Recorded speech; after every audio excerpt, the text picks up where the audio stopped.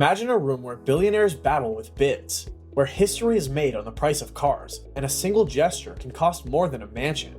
Welcome to RM Sotheby's, the world's most elite automotive auction, where cars go to the highest bidder. Buckle up, because we're diving into the jaw-dropping moments of record-shattering sales in auction history. Number 10. 1955 Ferrari 410 Sport Spider. The 1955 Ferrari 410 Sport Spider was sold at RM Sotheby's Monterey auction in 2022 for a jaw-dropping $22,005,000. At $20 million, the Ferrari 410 Sport Spider, Rob, is yours. Thank you. Here's a wild detail for you. Carroll Sotheby once called it the best Ferrari I ever drove. Chassis number 0598CM was one of only 410 Sport Spiders to ever leave the Ferrari factory with a 24 spark-plug 4.9-liter V12 engine. Under the hood sat a long block V12 producing 335 horsepower, which in some cases was tuned up to 375.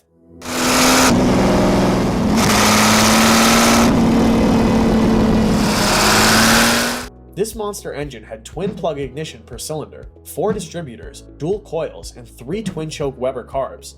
If you knew engines, this was your dream date. The chassis was a shortened version of the Type 514 Super America. It had that signature Ferrari bodywork, built by none other than Sergio Scaglietti himself, featuring cross-hatched fender louvers, an ovoid grille that looked ready to swallow the road, and a huge 195-liter fuel tank in the back, hand-inscribed by Shelby himself. He wrote, "Mr. Ferrari told me that this was the best Ferrari he ever built." And hey, cars are nothing without a good story, and this one's got pages. In just 3 years, from 1956 to 1958, it hit the track nearly 40 times, snagging 11 wins and 19 podium finishes. Shelby himself took it to victory lane more than any other car he ever drove, 8 wins and 10 podiums. It didn't just belong to Shelby though. It was a Scuderia Ferrari factory car. Juan Manuel Fangio, the 5-time world champion, took it out in the 1956 1000 km Buenos Aires. Phil Hill, Maston Gregory, Eugenio Castellotti, Richie Ginther, and a slew of other legendary names all got behind the wheel of this one. It was the Dream Team car. Even cooler, it's still a matching numbers vehicle with original engine, chassis, and body.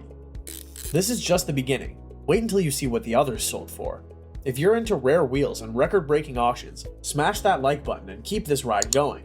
Number 9. 1956 Ferrari 290mm.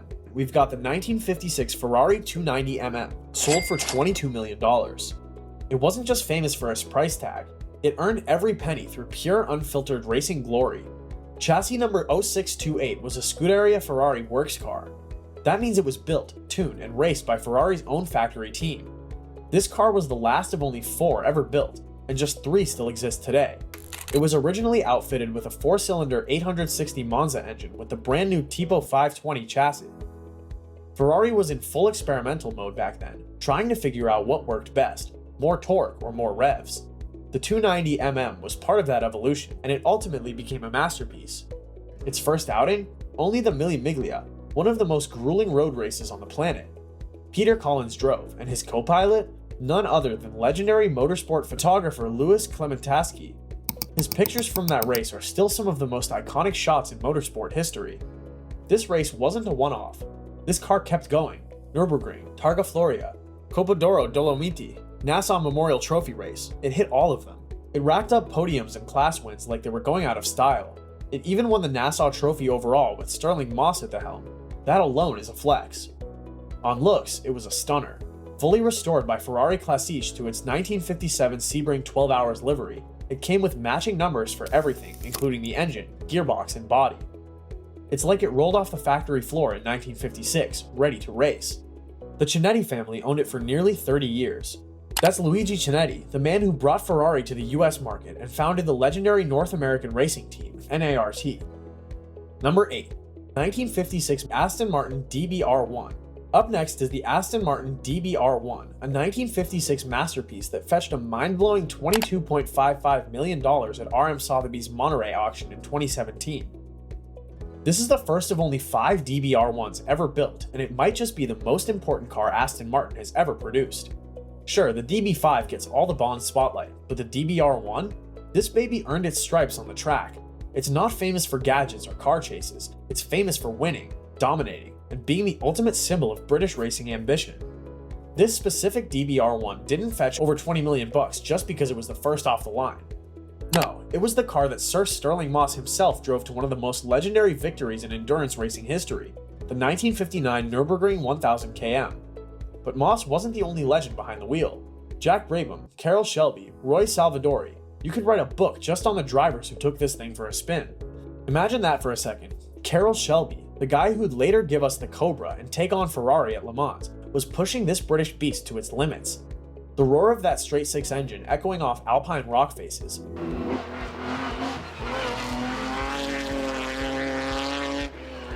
The DBR1 gripping those tight European corners like it was born there. Under the hood, there was a 3-liter straight six engine, the culmination of everything Aston had learned through the DB2, DB3, and DB3S models.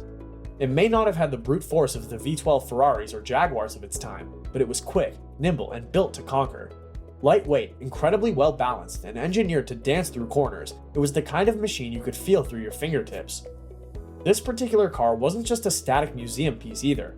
It was fully restored and race-ready, fitted with a period-correct reproduction engine for active racing, while the original engine was safely preserved and included in the sale.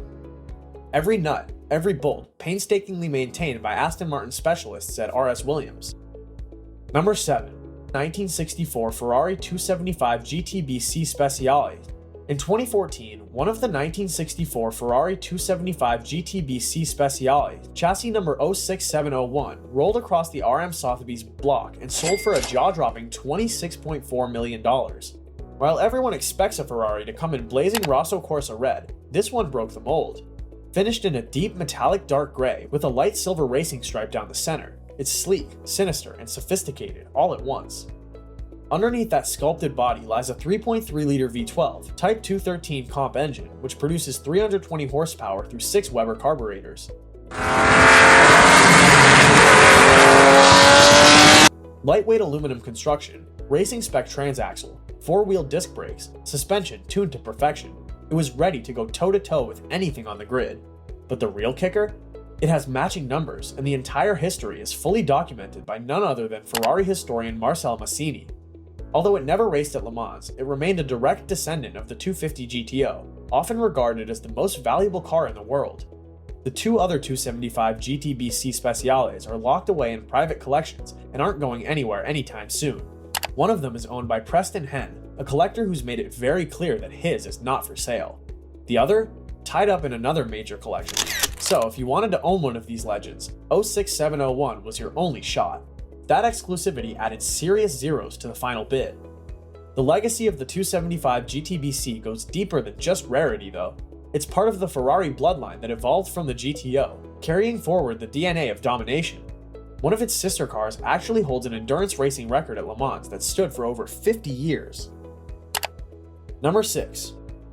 When the 1967 Ferrari 275 GTB4 Nart Spider sold at RM Sotheby's in Monterey back in 2013, this beauty went for a staggering $27.5 million. All for a car that's just one of 10 ever made. You might be wondering what makes this one so special. Well, first off, it's a rarity. Ferrari only built 10 of these NART Spiders. Add in the fact that this one had matching numbers, was beautifully restored, and had a single owner from the day it left the factory, and you've got the ultimate collector's prize. That single owner was Eddie Smith Sr., a businessman from North Carolina and a man with a huge heart. Eddie bought the car straight from the legendary Ferrari importer Luigi Chinetti himself. Back then, Ferrari didn't just hand these things out. They asked you if you were worthy, and Eddie got the nod. Under the hood lies a 3.3-liter V12 with 4 overhead cams churning out 300 horsepower. Back in '67, that was pure muscle wrapped in art. It had a 5-speed manual, independent suspension all around, 4-wheel disc brakes, and a tubular steel frame. The wheelbase sat at 94.5 inches, making it feel as nimble as it looked sleek, and speaking of looks, Scaglietti coachwork that makes the car look like it's slicing through the air even when it's standing still. Just low, long, and lean in all the right ways. Here's what really drove the value sky high. This was a once-in-a-lifetime opportunity, the kind of sale where the Ferrari world holds its breath. Add to that the fact that every single dime from the $27.5 million went to charity, and you've got yourself a sale that's not just legendary, it's downright noble. Number 5. February 2025, RM Sotheby's Paris auction. The room's buzzing, bidders are locked in, and when the gravel finally falls, it's over $40 million. Why did this car command such insane money? For starters, the 1964 Ferrari 250 LM was the overall winner at the 1965 24 Hours of Le Mans. That alone makes it a piece of motorsport history. Piloted by Maston Gregory and Jochen Rindt and entered by Nart, the same group Chinetti ran, it was the last Ferrari to win Le Mans overall until that drought-breaking win in 2023. That's a 58-year gap, making this LM's victory even more iconic. This LM was kept in stunning condition by the Indianapolis Motor Speedway Museum for over 50 years. They bought it just months after its last big race in 1970 from Chinetti Motors. The car remained as original as it gets. Matching numbers engine and gearbox, paperwork dating back to the 60s and preserved like a time capsule. Performance-wise, it's powered by a 3-liter V12, mid-mounted for optimal balance.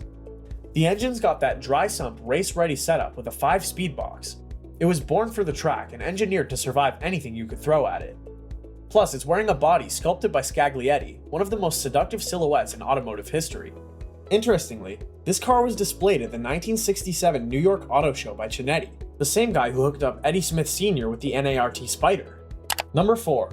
The 1962 Ferrari 250 GTO is the GTO that shook the collector world when it sold for a jaw-dropping $48.4 million. It's one of only 36 GTOs ever built, but chassis 3413 isn't just another name on the list. Nope, it's one of only 4 upgraded by Scaglietti with the aggressive, race-focused Series 2 bodywork, sleeker, sharper, and meaner. But it gets better. This is the 3rd GTO ever built. Early production means this thing is about as close to Enzo's original version as you're gonna get. It's overwhelmingly original too, with over 95% of its parts being the same ones it left the Maranello factory with. That's the kind of purity collectors go nuts over. Gearbox? Original. Rear axle? Original. Even the original engine block comes with the car, though they swapped it out for a drive-ready 250 GT block tuned to the GTO specs. Owning a 250 GTO isn't just about racing stripes and pedigree, it's access. These cars open doors. GTO owners get the VIP treatment at every major automotive event on the planet, private rallies, concours, and exclusive tours. It's an elite club, and with only 36 members, that velvet rope is pulled tight. When RM Sotheby's rolled out this legend at their Monterey 2018 auction as Lot 247, the buzz was already electric, and when the hammer dropped at $48.4 million, it was a record. You can't separate 3413 from its history. This car was carefully examined by Ferrari Classiche experts and even by Marcel Massini himself, one of the world's top Ferrari historians. But just when you think you've hit the peak of exclusivity, buckle up, because there's another GTO that somehow managed to steal a piece of the spotlight. At number 3, 1962 250 GTO 330 LM, we've got another GTO. But this one's different. It's not just rare, it's unique. Chassis number 3765, a wild blend of GTO DNA and Scuderia Ferrari factory power, sold at RM Sotheby's in New York in 2023 for $51.7 million. This GTO is a 330 LM 250 GTO, the only one of its kind to be factory fitted with a 4-liter Colombo V12 engine. Most GTOs ran 3-liter engines, but this bad boy got the big guns. 330cc per cylinder versus the standard 250, giving it a broader chest and meaner growl. It was a factory experiment in brute force.